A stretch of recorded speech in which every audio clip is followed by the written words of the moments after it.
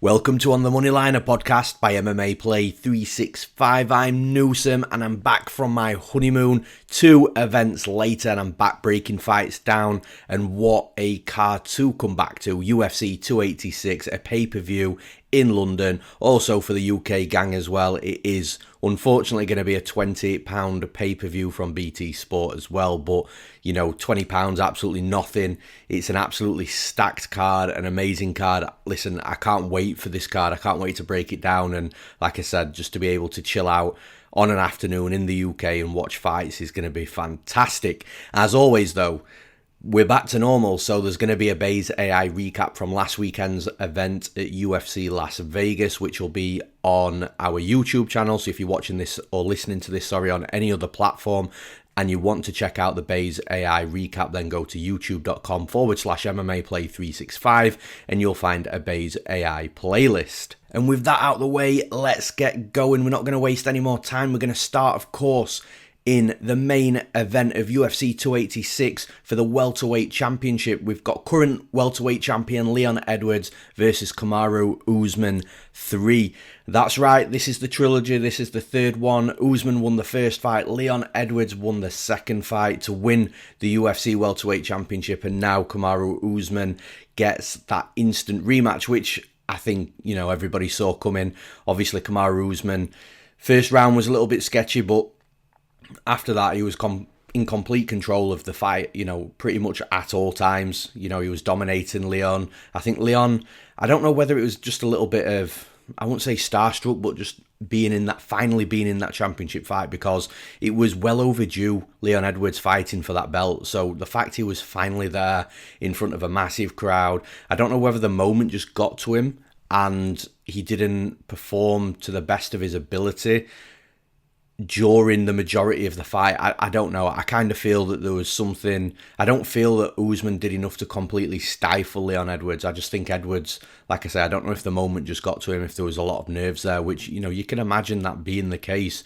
You know, you work towards your entire life for this championship fight. And like I said, there was an argument that Leon should have had this title fight a long time ago. But, you know, one thing or another, it just didn't happen. But like I said, the instant rematch was always on the cards with the way Usman performed, and obviously in that final round with not so long to go was the head kick that was heard all around the world, with a strike that, you know, the videos were coming out afterwards in the back room, in the, you know, the warm-up room with Leon Edwards. Obviously we didn't see anything from a training gym perspective, but I'm sure it was done in training as well. That kick, that head kick was set up, it was planned, and I just don't think they planned it for that late in the fight and with that much devastation behind it. But I kind of feel that we're going to see a better version of Leon Edwards in this fight. I think that, like I said, I do believe that there was some hesitancy, there was maybe an off night from Leon, nerves, the moment. I just don't think, even though he won the fight, I just don't think he performed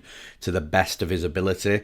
And I just genuinely think that in England, he's the champion now, so that's a little bit of pressure off him, that, you know, he's the one that holds the belt, and he's going to be in his home country, he's going to have the UK crowd screaming behind him as well. I just think we're going to see a better Leon Edwards in this fight. However, does that better version of Leon Edwards take those rounds from Usman that Usman took from him last time out? I'm just not that convinced. The thing is, listen, I bet Leon Edwards at plus 300 in that championship fight last time out. Obviously I cashed my bet, but it was a bet that was about to lose, and was about to lose very comfortably. It was one of those freak low percentage, you know, finishes after a fighter's been getting beat throughout the rounds that ended up coming to fruition and happening. And I just don't think that that's likely to happen again. I don't think you can predict that that's going to happen again. It might do, but you can't be confident in it at all. You know, like I said, relatively low percentage. And then when you look at the rounds prior, like I said, Usman was having the better of the rounds. Leon did have a very good first round, granted, but once Usman had settled in, got his reads, it was very difficult for Leon. Now, like I say, I do think that Leon is going to take maybe another round against Usman here. I think he could potentially take 2 out of the 5 should it go all 5. But I just don't think that, even though Leon should perform better here, I just don't think it's going to be enough to beat Usman. I just think that Usman's still a beast. I think he's still a very good striker, competent striker. His wrestling's obviously very good. And I just think that Leon Edwards, again, it's tough for me to say. It's tough for me to break down, and I hate breaking it down this way. I'm just being honest in what I think. I think we're going to see a better version of Leon Edwards, but I still think that Kamaru Usman's going to win the fight, just because I don't think that head kick that landed last time or another flash knockout that landed last time is going to land again this time. So for those reasons, I'm picking Kamaru Usman to win the fight and become the new UFC welterweight champion. And in the co-main event, welcome to violence. We've got Justin Gaethje versus Rafael Fiziev, and this is exactly what I said. This is just going to be absolutely violent. Like, I'm sure the matchmakers had a big smile on their face once they got two contracts signed back to them, two bout agreements signed, come back to the UFC. I'm sure they had a big smile on the face, because it is an absolute banger, and it was one of those where everyone was like, holy shit, this is actually happening. Although it's good to have it in England, I do kind of wish it had been a fight night main event though, if I'm being honest, just so we can get 5 rounds of it, should it go 5 rounds. But yeah, an absolute banger of a fight. Now, the one thing I want to mention is, from a betting perspective, I kind of feel, and there's something in my gut that's telling me that this could be a bit of a trap, because we've got Justin Gaethje around plus 200 at the time of recording this podcast, which I think is absolutely insane pre-fight. However, it's one of those fights where I'm looking at it and I'm thinking, well, it must be plus 200 for a reason. The fact that it hasn't come all the way back down means that the public are seeing something that they like in Fiziev as well. And listen, Fiziev is an absolute beast of a striker, but you look at his previous fights, Alex White, yes, he beat him unanimously, somewhat close of a fight. Mark Diakiese, somewhat close of a fight, was also fight of the night as well, which tells you that it was relatively close. Mark also took a round off him as well. Renato Moicano, that was a really good win for Fiziev, knocking him out. He did everything he needed to do early in that fight. Late in round 1, got that knockout. So that's the exception to the rule that I'm trying to provide a point for. The next fight after that, Bobby Green, close fight. Brad Riddell was a close fight until he landed the crazy shot that ended the fight. Rafael Dos Anjos, yes, he knocked Dos Anjos out, but it was somewhat of a close fight. And now he's going in against Justin Gaethje, who I think is better than every single fighter that I've just named in that list. He's more experienced than those fighters. He's more dangerous than those fighters. His technical ability is great as well.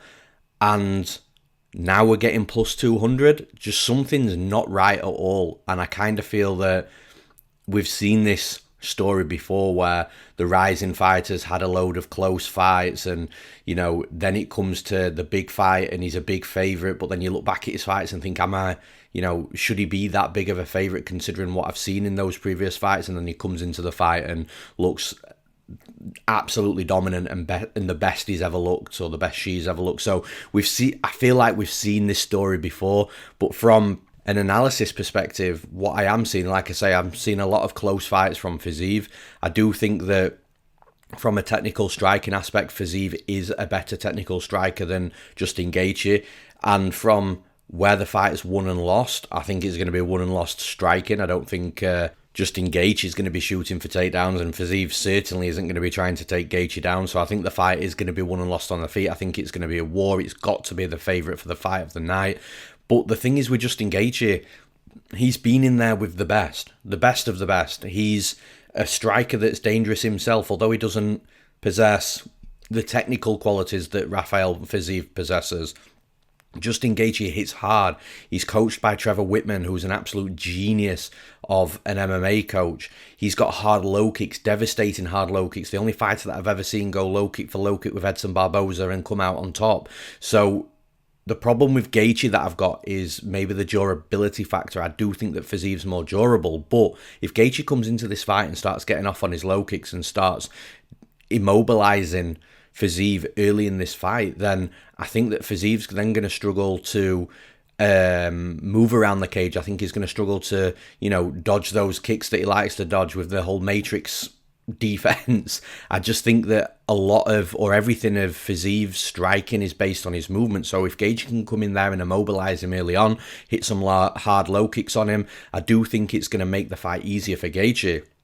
Like I said, I think that Fiziev's the better technical striker, but when Gaethje starts landing on Fiziev, or even if this fight goes 3 rounds and it's just another close fight, like the Bobby Green fight, like the Brad Riddell fight, like Rafael dos Anjos was, like the fight with Diakaze was, I think if this is another close fight, then it's going to prove that the betting line is off, which I do think it is. But like I said, my gut's kind of feeling like it's a trap as well.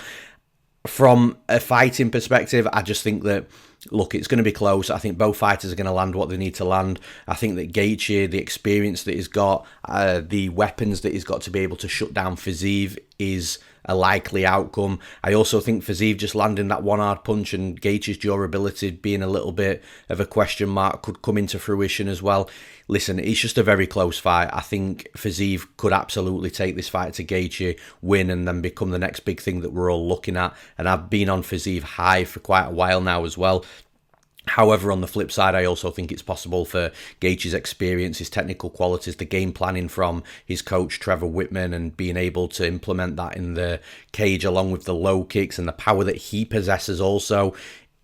I do feel like I favour Gaethje from that perspective very slightly. So, yeah, listen, it's a tough fight to call. It's a very tough fight to break down. I think it's going to be an amazing fight to watch. I think it's either going to be a very close decision, or someone's going to come out there and absolutely shut the other down, their opponent down. But I am going to very slightly side with Justin Gaethje to win this fight. And in the next fight, we've got Gunnar Nelson returning against Bryan Barberena. Now, talking of betting lines, this might be an unpopular opinion, but I actually think this betting line's a little bit too wide as well. I do obviously understand why Gunnar Nelson's the favourite, but being up at like minus 400, I'm not too sure. Listen, Bryan Barberena's one of these fighters that's scrappy, that's game, that's always going to be in the fight, that has got good wrestling defence as well, which he's going to need in this fight, because although Gunnar Nelson's got good striking, I do think if Nelson does try to strike with Barberena's got that ability to really make a fight dirty, ugly, scrappy, like a dog fight. And in that type of fight, Barberena, I think, beats Gunnar Nelson more often than he doesn't. But the thing is, and where the biggest gap in skill is in this fight, is on the mat with the jiu-jitsu. And I'm not saying Barberena doesn't have good defensive jiu-jitsu. I just feel that Gunnar Nelson is a level or multiple levels above where Bryan Barberena's at in regards to not just his ground game, but being a threat, being a submission threat from the ground game as well, and being able to control positions and hold his opponent down. So I think with this fight, I think whilst they're on the feet, the betting line is not going to look anywhere close to minus 400 for Gunnar Nelson.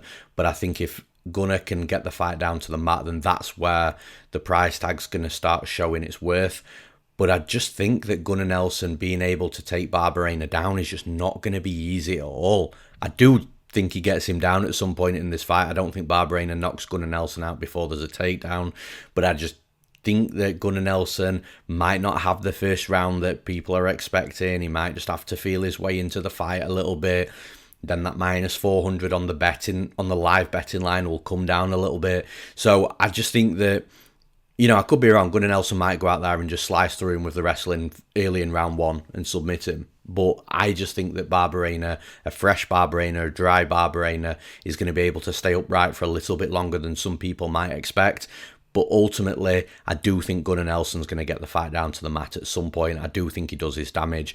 And there is a high probability of Gunnar Nelson submitting Bryan Barberena once the fight's down to the mat, considering if Gunnar Nelson does get the fight to the mat early in a round and he's got plenty of time to work. So yeah, I feel that Barberena is going to be live somewhat whilst the fight is standing, but if and when the fight hits the floor, I just think that's going to be Gunnar Nelson's world, and I don't think Bryan Barberena is going to have much of an answer to the jiu-jitsu of Gunnar Nelson. So for those reasons, I'm picking Gunnar Nelson to win this fight. And in the next fight, we've got Jennifer Maia versus Casey O'Neill. Now, Jennifer Maia, an underdog again. She was an underdog last time out. I cashed on her as an underdog last time out against, I think it was Marina Moroz. You know, I seem to have been on an island on my own with Jennifer Maia. Everybody loved a bit of Marina Moroz in that fight. But listen, Jennifer Maia is a veteran and she's good everywhere. And I think people forget that. She's a decent boxer. She's got, well, the wrestling's probably the biggest weakness, both offensively and defensively, but she's got decent jiu-jitsu, so, you know, that helps with, you know, if she is taken down, then she can get back up to her feet or at least remain safe.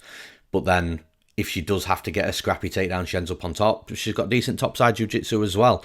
Now, the thing is with Casey Neal is I kind of get why Casey Neal's the favourite in this fight. So Casey O'Neill isn't Marina Moroz. Casey O'Neill is a young fighter. She's surging. She's developing rapidly from fight to fight. But not only that, she's aggressive. She's in your face. She's landing volume. She doesn't mind crashing into the pocket with strikes, because if the fight does hit the mat, then she's comfortable in her own jiu-jitsu, both offensively and defensively. If she does end up on her back, if she does end up getting taken down, then she's got the ability to sweep reverse positions or even attack submissions off her back.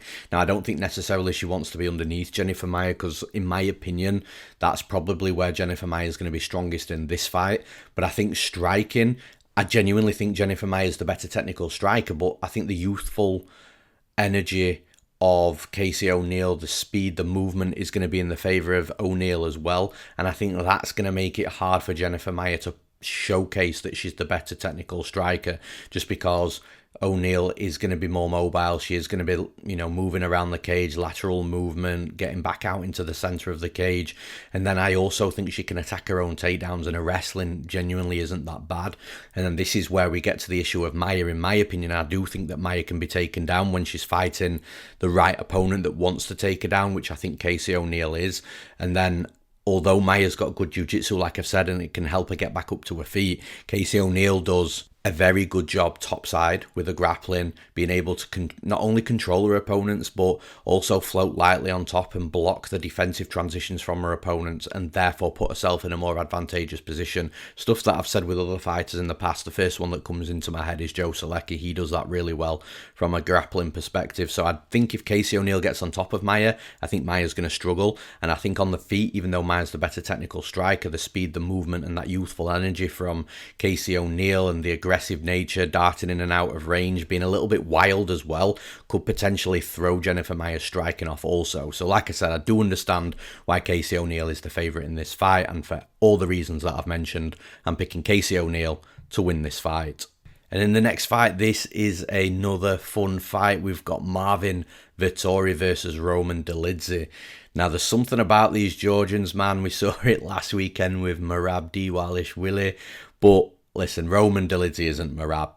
They've got two very, very different styles, but still there's something about these Georgians. I mean, look at Ilia Topuria as well. He's a fighter that's on fire right now. So it's interesting because I think that Dolidze was in a very bad stylistic matchup against Jackmanson last time out, but he just found a way to get it done. And listen, Jackmanson was doing everything that I thought he was going to. He was landing good strikes, he was landing the takedowns, but then Roman Dolidze's ground game is just so sneakily good.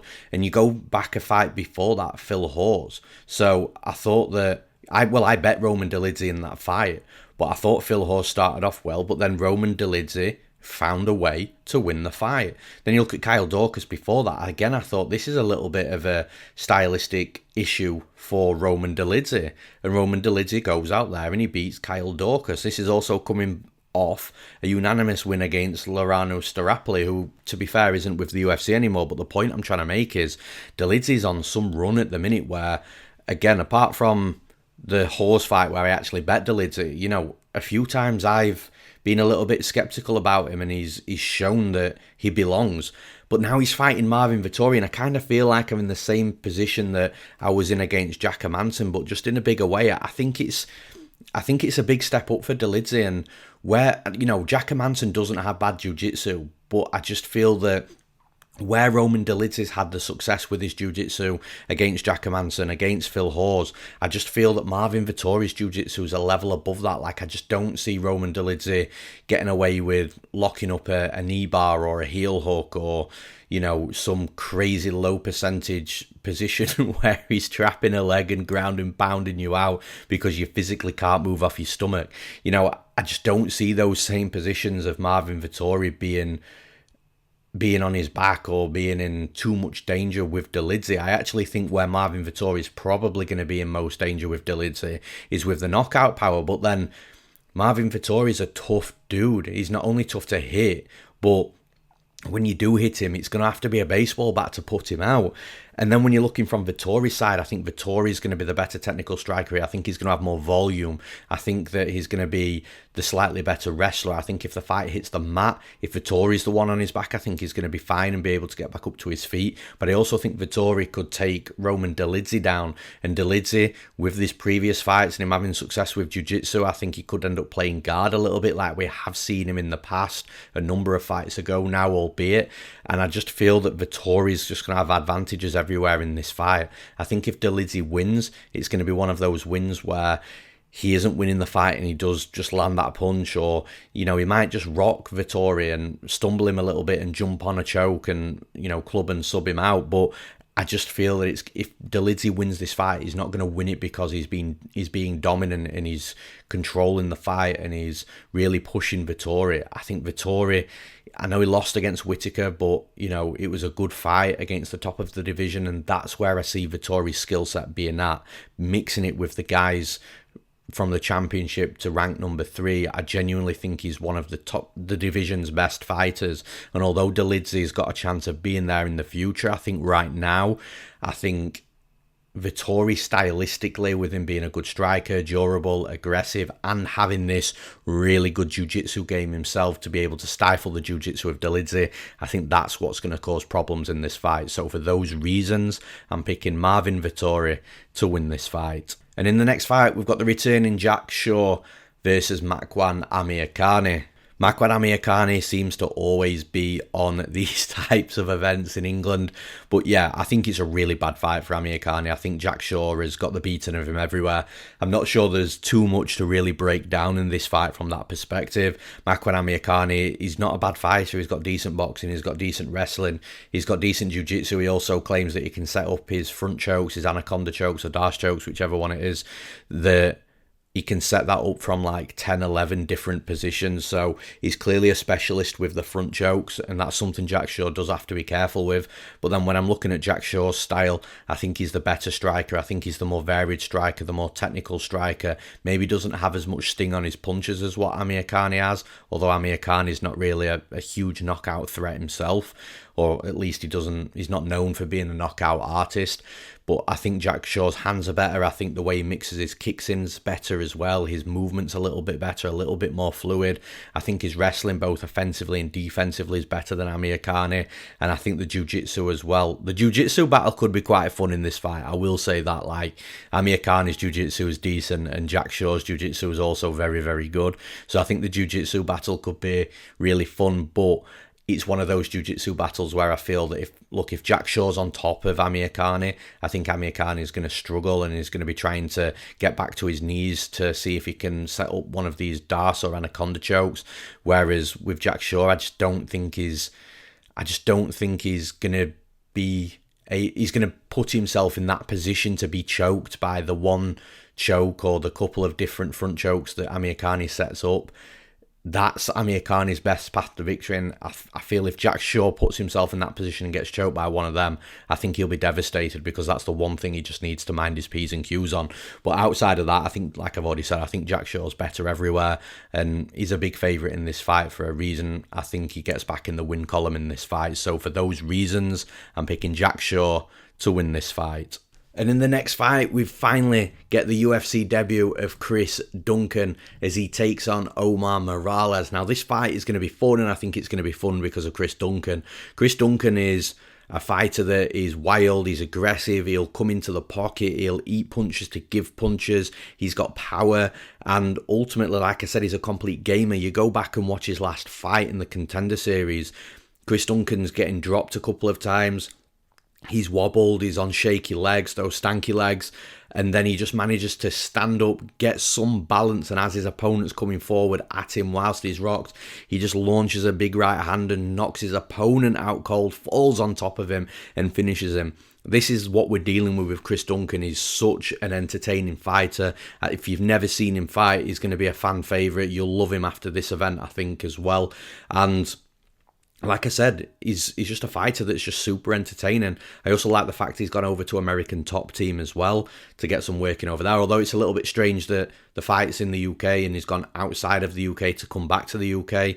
but, needs more stiff. He feels that he needs the extra bodies and, different looks. Then obviously going to American Top Team has been a decision that is made, and it's never a bad decision for a fighter to go over to ATT. That's one of the best gyms in the world. Now, the one problem that I've got with Chris Duncan is, for all the good things that I've said about him, his defense is very non-existent when he gets into the pocket and he starts winging punches. And the fact that he's putting the hooks in and winging the punches, as in throwing a right hook and a left hook, not hooks as in jiu-jitsu, it allows a fighter with good straight punches in the pocket to be able to find the chin and find the target on him. And the fact that Duncan was being rocked and wobbled all over in his last fight, and then you look at his Contender Series fight, which was 2 fights prior to that, he was knocked out cold by Vyacheslav Borshev in a fight where Borshev was landing some good shots, but then Duncan just got reckless again, came into the pocket and got hit with a left hook that didn't even look to be too fast either. So it just shows that his chin is out there. Now, the worry that I've got for Chris Duncan in this fight against Omar Morales is, well, for a start, with Omar Morales, kind of the things that are going against him is, I'm not sure if he's working with Henry Hooft anymore, which is one of them, and obviously being 37 years old is the other one. But, he's not a fighter with a 37-year-old's type of record. He's not a 37-year-old that's been in a lot of wars. He probably looks younger than me, and I'm a lot younger than Omar Morales, so it's not as if he looks old or is fighting, is showing his age or anything like that. But the problem that the worry that I've got for Duncan with Omar Morales is that stoic striker that he's not going to throw a lot of volume, but what he does throw is hard, and he does have those straight punches, and he's very calm and comfortable inside the pocket, and he will throw hard straight punches, and he's got that short range power as well. So I feel when Duncan's coming into range looking to strike on Omar Morales, I think Morales is the better technical striker as well. Like I said, I think he's going to be a little bit bigger, a little bit stronger, a little bit more powerful, and I do think he's going to be able to capitalise on the wild nature of Chris Duncan. I think Duncan's going to land more volume, but I genuinely just see Omar Morales finding a home for his punches, and it's only going to take a few because he does throw hard. And I'm not saying he's going to knock Duncan out with the first punch, but I think once he gets Duncan rocked and wobbled, he's not going to do what Campbell did last time out against Duncan and start chasing him around the cage with his hands down. Like I said, he's very stoic, Omar Morales, and he's got good fight IQ and a good quality of kickboxing, and I just feel that that's going to be the difference in this fight. I think Duncan's going to be exciting. I think the crowd's going to be going nuts when he starts winging his bombs. It's probably going to bring him on a little bit more to go that little bit crazier, but I just don't think Omar Morales lets the moment get to him, and I think he's going to be able to just find that chin of Duncan, which unfortunately I just do not trust after watching 2 of his last 3 fights. Obviously there was the fight in between the Contender Series against a fighter that I don't know. I don't know too much about him, but he just isn't as good as Omar Morales. Good performance from Chris Duncan. He went in there and did what he needed to do, but then he got back to the Contender Series. Then he was rocked and wobbled all over against Campbell, who again I don't think is anywhere close to the level of Morales. So yeah, I feel like Duncan's a fan favourite. We're all going to love him. The crowd's going to love him. Everyone's going to get behind him. But I think he is going to fall short on the night. So I'm picking Omar Morales to win this fight. And in the next fight, we've got 2 newcomers here. One I've been actually watching for quite a while on the regional scene in the UK. We've got Sam Patterson, which is the fighter that I've been keeping an eye on for a long time now, versus Yanal Ashmoz. And Sam Patterson is a fighter that honestly, like, from when I was started watching him to where he is right now, the levels of development that this kid has made is insane. And I'm talking about a long, rangy striker that's come from Brave as well, so he's come from a good promotion.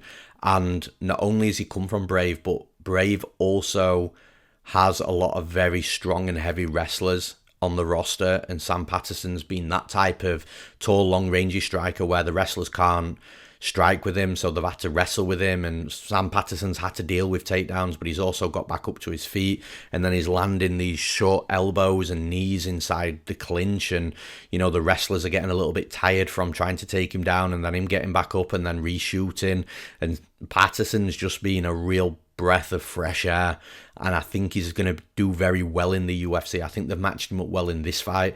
Granted, he is close to a minus 300 favourite at the time of recording, but I do think Ashmoz is going to provide a test for him. I don't think he's going to be a fighter that Patterson's just going to walk all over and just destroy from the opening bell. But I do think Patterson gets a finish in this fight. Now, with Ashmoz, the problem that I've got here is he's going to look a lot like the fighters that Patterson's already beaten. And some of the fighters that I think Patterson's beaten already are better than Ashmoz.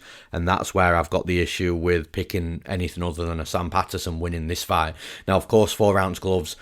Ashmoz loves to strike, he loves to throw bombs, he could catch Sam Patterson and knock him out, that's always a possibility in every fight. But outside of that, I think Patterson's got the height, he's got the reach, he's got the range, he's got the technical striking advantage over Ashmoz. I think if Ashmoz starts trying to wrestle him, I think Sam Patterson's dealt with better wrestlers. I think if Patterson is taken down, he can get back up to his feet without Ashmoz really doing too much work. Then if Ashmoz is scoring 2 or 3 takedowns per round but getting outstruck every time that Patterson gets up, Patterson's just going to start taking the rounds anyway, or at least he should do. That's how the judges claim that they're scoring fights nowadays, although we never really know with the judges. But I think Patterson's going to be able to put it on Ashmoz. Patterson isn't the one-punch knockout artist. He's more of that. He will land a ton of accurate volume on his opponents, break them down punch by punch, and eventually finish him with accumulation of volume. I think that's what happens here. So for those reasons, I'm picking Sam Patterson to win this fight. And in the next fight, we've got the still hyped super prospect that everybody in the world of MMA knows, Mokaev versus Jafel Filho. Now, at first I thought, okay, I've seen the betting line, Mokaev's a massive favourite, as we expect. But then looking at Jafel Filho, I actually think that he's going to be a fighter that isn't going to roll over too easily against Mokaev. And I think that he's going to provide some form of competitiveness against Mokaev in this fight. Now, Jafel Filho is a dangerous Brazilian, he's a finisher, he seems to be a decent striker, aggressive, he seems to be a good grappler as well. He even holds a win over Vinicius Salvador, who's going to be fighting in the UFC either next week or the week after. I'm very high on Salvador as well. He's got a win over him, and Salvador's this aggressive, crazy fighter. So Jafel Filho is a fighter that should definitely be taken serious by Mokaev. Mokaev shouldn't be looking past him. However, though, with that being said, I do think that Mokaev is showing that he's on a slightly different level right now. I think that Filho's definitely going to have his moments in this fight, but outside of those moments, I think Mokaev is going to be able to get takedowns. I do think Mokaev is probably better off shooting the takedowns rather than standing and striking with Filho. 2 reasons. 1, Filho is quite aggressive, he does have some power. But second of all, if Mokaev's standing with Filho, then it gives Filho the opportunity to try and shoot in first on Mokaev. I think the one place Mokaev probably doesn't want to be in this fight is on his back. Not that I think that Filho's going to be able to run straight right through him if Mokaev's on his back, but it's just, like I say, you look at paths of least resistance, and that's probably the path of least resistance for Filho. Therefore, that's the place that Mokaev probably shouldn't want to be in. But like I said, I do think that Mokaev is destined to be in that top 5 in the UFC, potential future champion. We'll see how that plays out over the coming years. But right now, outside of this top 15, I think he's going to be a nightmare for everyone he fights until he starts getting these ranked fighters, and then we'll see where he's at. But like I said, in this position, at this level in the UFC, although Filho's going to be somewhat dangerous, although Filho's going to have his moments and he's going to be competitive and he's fought a good level of competition, I think Mokaev is the better fighter, and he's going to be the best fighter that Filho's faced, the most dominant fighter that Filho's faced as well. And for those reasons, I'm picking Mokaev to win this fight. And in the next fight, we've got Lerone Murphy versus the newcomer Gabriel Santos. Now, this is supposed to have been Lerone Murphy versus Nathaniel Wood. Nathaniel Wood pulled out with that freak gym accident where I think he just landed on some wooden board or something in the gym. Like I said, really strange freak accident. Cut his leg open or arm open, whatever it was, and, needed treatment. So, unfortunately, that fight isn't happening, and that was one of the fights that I was really looking forward to. And also, it was a fight that I was surprised about because it's not often that the UFC matches UK versus UK in the UK, so I was really intrigued for that fight. But we've got Gabriel Santos making his UFC debut coming in. I think this fight was, announced a few days ago, and I actually think this is a really good fight. For a start, Gabriel Santos is the LFA featherweight champion. Now, something for those people that don't know what the LFA is and how it works, it's basically like the Cage Warriors equivalent over in the US. You become an LFA champion, the chances are you're going to get into the UFC. And that's because, for the same reason as Cage Warriors, if you become an LFA champion, the way they match fights is very good. It's very good matchmaking, very competitive fights. You've been battle tested. You've likely gone 5 rounds. In this case with Gabriel Santos, that's not the case, but definitely battle tested, definitely fought a good level of competition, and you're ready for the UFC. So anybody that's an LFA champion or a Cage Warriors champion coming into the UFC is definitely a fighter that you need to be keeping an eye on for sure. And this fight with Lerone Murphy, I think, is actually very good matchmaking. Again, I think it's a fight where both fighters should probably try and mix things up inside the cage. I do think we're going to see striking, wrestling. I think we're going to see a bit of grappling, but I do think the fight is going to be won and lost on the feet striking. Now, Lerone Murphy and Gabriel Santos both do a good job of switching stances. Lerone Murphy is more predominantly orthodox, it seems, whereas Santos is more predominantly southpaw, but you will see them switching stances. Now, I just think it's going to be a very close, a very competitive fight. I think that when you're looking at it from a grappling perspective, both fighters, there's not too much of an edge there, and might give the slight grappling edge to Gabriel Santos, just because he already has looked a lot more reactive on the mat. When you're looking at the wrestling, I think that Gabriel Santos' offensive wrestling is more likely to come into play, but I think Lerone Murphy's defensive wrestling is his best aspect of wrestling. So you've got Gabriel Santos, who's more likely to shoot for the takedowns, more likely being the better offensive wrestler, but Lerone Murphy that's more likely to be the better defensive wrestler, which could keep the fight up for longer periods of time, hence why I think the fight's going to be won and lost on the feet. And I just think that both fighters have got good volume, both fighters have got good power. I love the fact that Lerone Murphy is developing. He seems like a natural athlete, whereas Gabriel Santos, I feel, is the more technical striker in this fight from a skill set perspective. Now, the natural athleticism from Lerone Murphy is going to be enough to pull him through some fights, especially at this level. If he does start hitting the top 15, though, then he's going to have to make serious developments, in my opinion. But if he hits the top 15, that'll be because he has made those developments. So, with Gabriel Santos here, I feel like Santos is going to land the better quality shots. I think Lerone Murphy's the more naturally powerful fighter, so I think that Gabriel Santos has got to watch out from being hurt by Lerone Murphy and hit with the harder shots. But the better combinations, the better quality of selection of shots, I think is going to come from Gabriel Santos. This is a guy that will mix it up to the body, to the head, and again, so will Lerone Murphy. It's literally like this fight is so good because they're both so well matched, and it just wouldn't shock me to see a little bit of a close fight where they're both just, got the respect of each other and neither can really get an edge in the fight. And I think Gabriel Santos is a really good signing from the UFC. I think it's come in a situation where they didn't expect, but I feel like after this fight, it's going to be one of those where the UFC are like, yeah, okay, we've signed a good fighter here. I'm actually leaning towards the Brazilian, though. And the reason why is just because I do think that the fight, like I've already said a couple of times now, if the fight is won and lost on the feet, I feel that the better technical striker, the one with the slightly better shot selection, is going to provide me some sort of edge when I'm looking at trying to analyse this fight and seeing which fighter's going to win. I think Lerone Murphy is going to be in the fight the entire way. I think it's going to be a banger of a fight. But when all is said and done, I do think that Gabriel Santos could look like the better fighter. I think if there's a finish, although like I've said, Murphy's got the power, I think the shot selection of Gabriel Santos also provides him some finishing upside.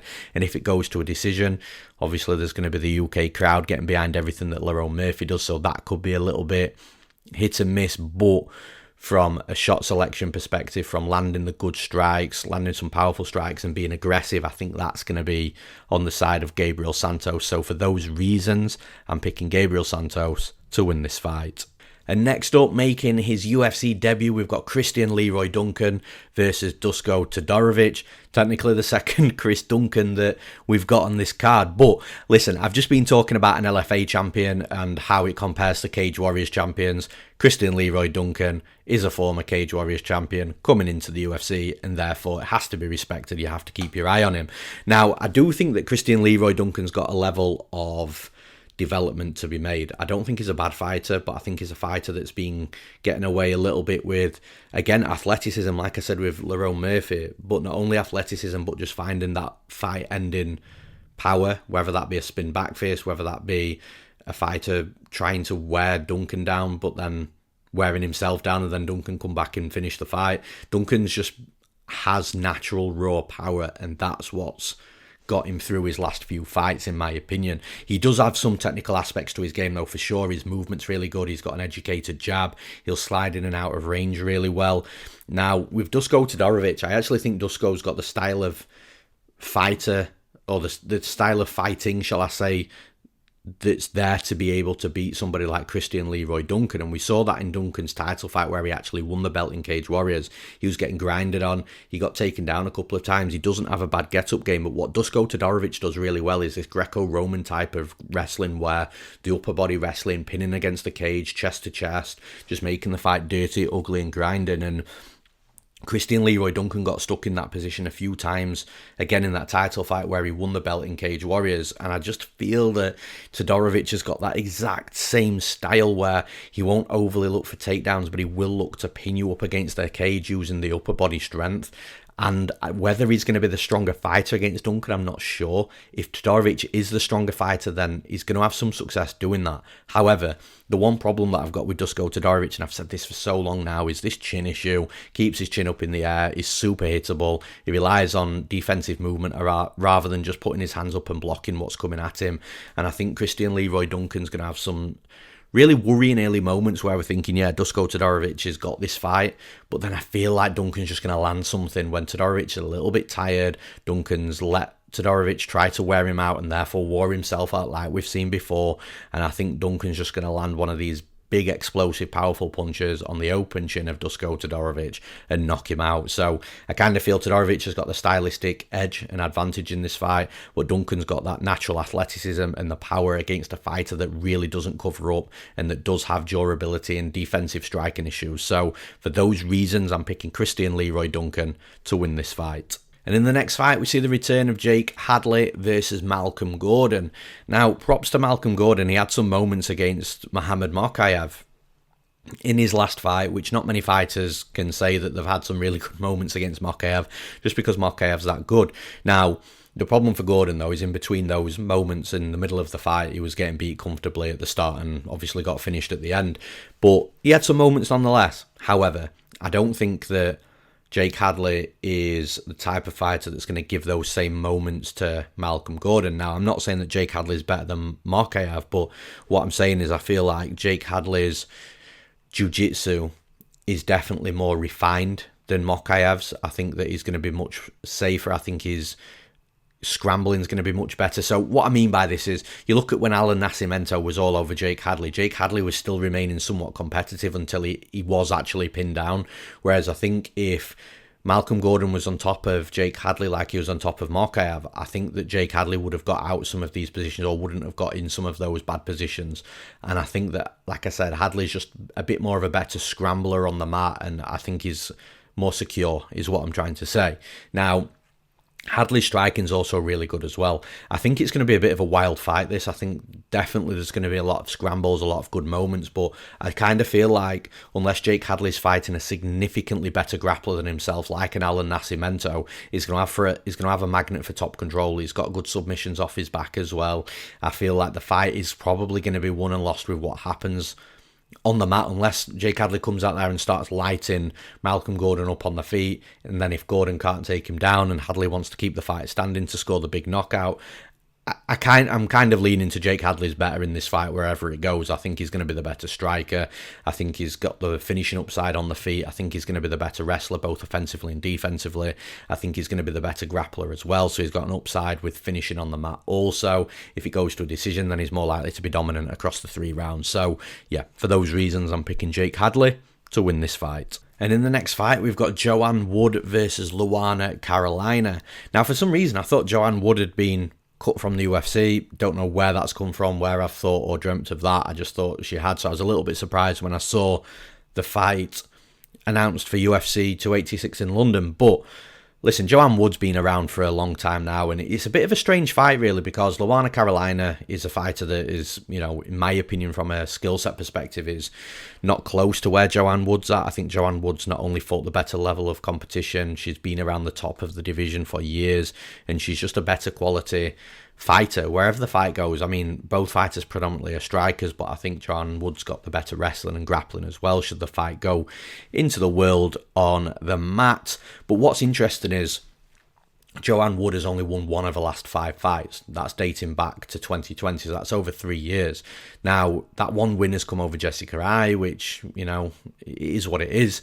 But you look at the losses, and I think the losses do tell the story. You know, the losses have come to Jennifer Maia, Lauren Murphy, Tyler Santos, Alexa Grasso. They're now champion in the UFC. So how much stock you can put into them losses, you know, I'm not convinced you can put a lot of stock into them. However, like I said with the Fiziev and Gaethje fight, I feel like I've seen this story before where the veteran fighters won and 4 in the last 5, but all of those 4 losses have come to the top of the division, and now they've got a massive step down in competition against the fighter they should absolutely run through, and then they don't win. So I've seen it before, but like I've said with the Gaethje fight as well, I just need to stick to what I'm actually seeing from tape and, you know, narratives that previous history has displayed, and I just can't look past the Joanne Wood win in this fight. I think she's just the better striker, and like I've already said, I think if there's a wrestler or a grappler in this fight, that's going to be Wood as well.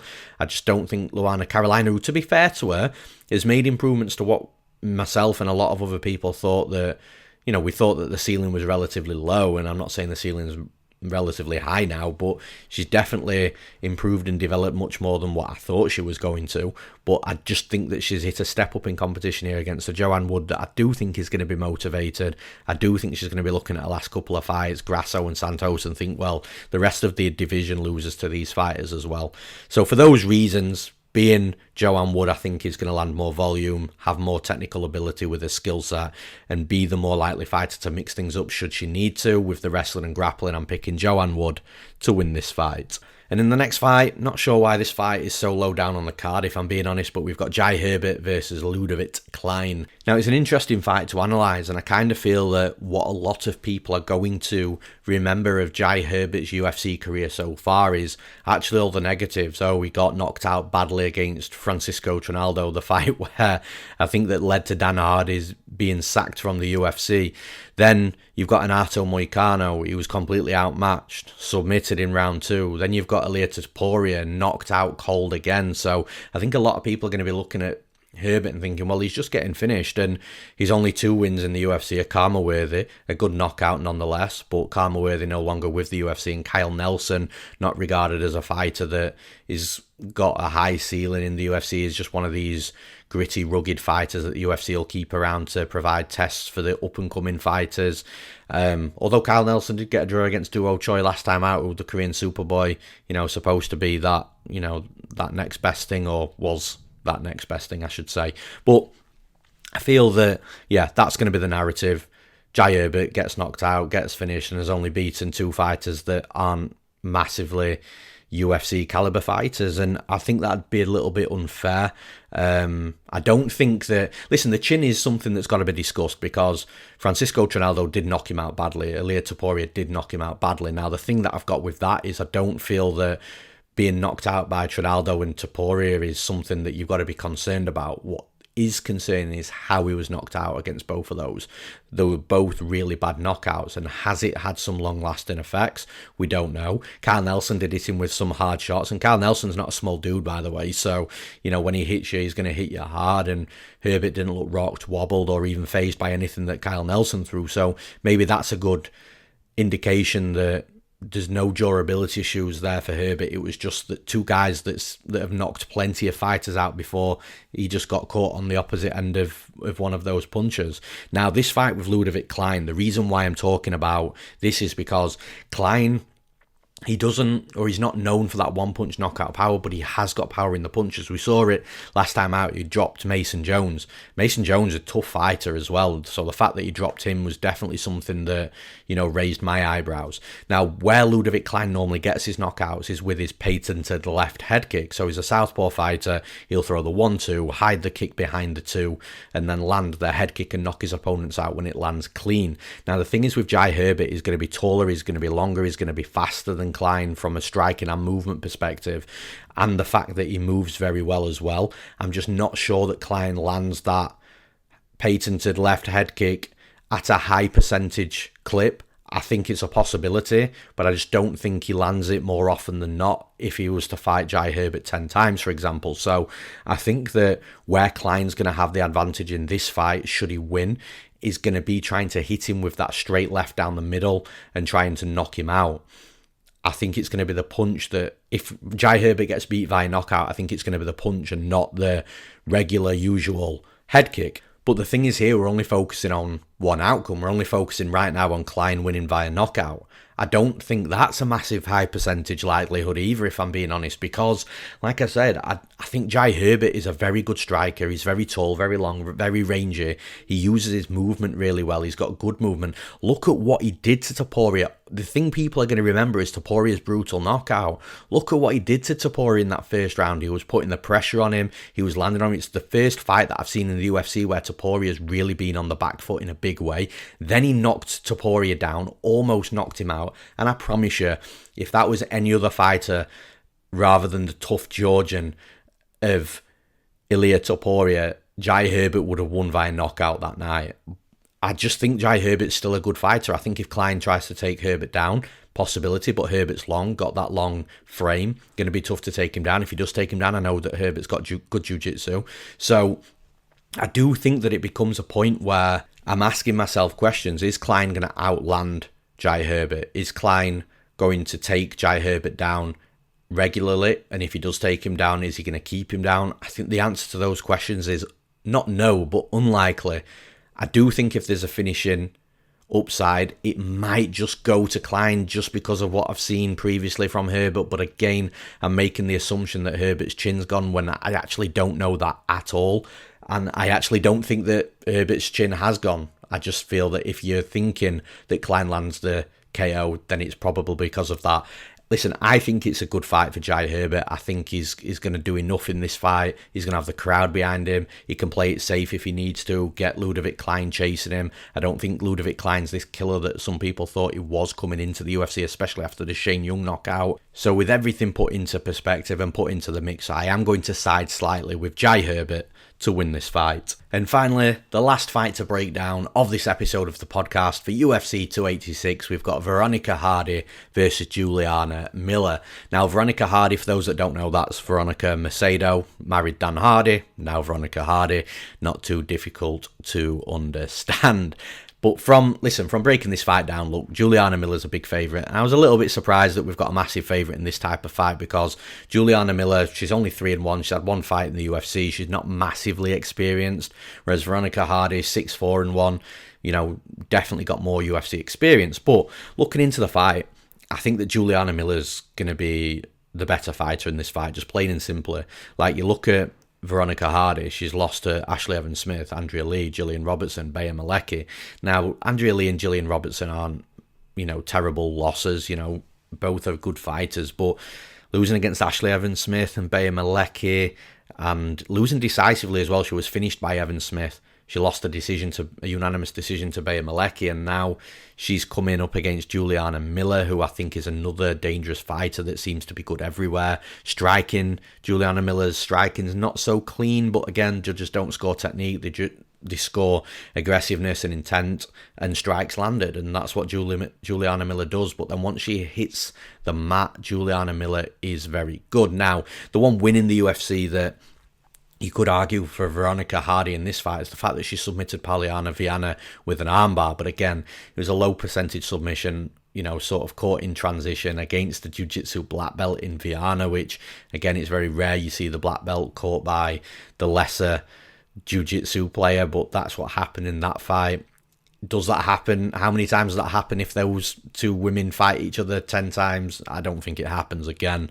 So, look, I think it's going to be a scrappy fight. I think Veronica Hardy is definitely going to put up a good fight, put up a good scrap, but I just think Juliana Miller's the better fighter, the better striker, the better takedown artist, the better jiu-jitsu player should the fight hit the mat as well. I think she's going to be younger, hungrier, aggressive, in your face. I think it's going to be difficult for Veronica Hardy, and I kind of feel the betting lines reflect that as well. So for those reasons, I'm picking Juliana Miller to win this fight. And that's all for this episode of the podcast for UFC 286, which goes down in London this weekend. I hope you're glad to have had my voice back. I apologise the podcast has taken this long. There is 15 fights on. I got kind of excited on a couple of those fights, broke them down a little bit longer than what I normally would have done.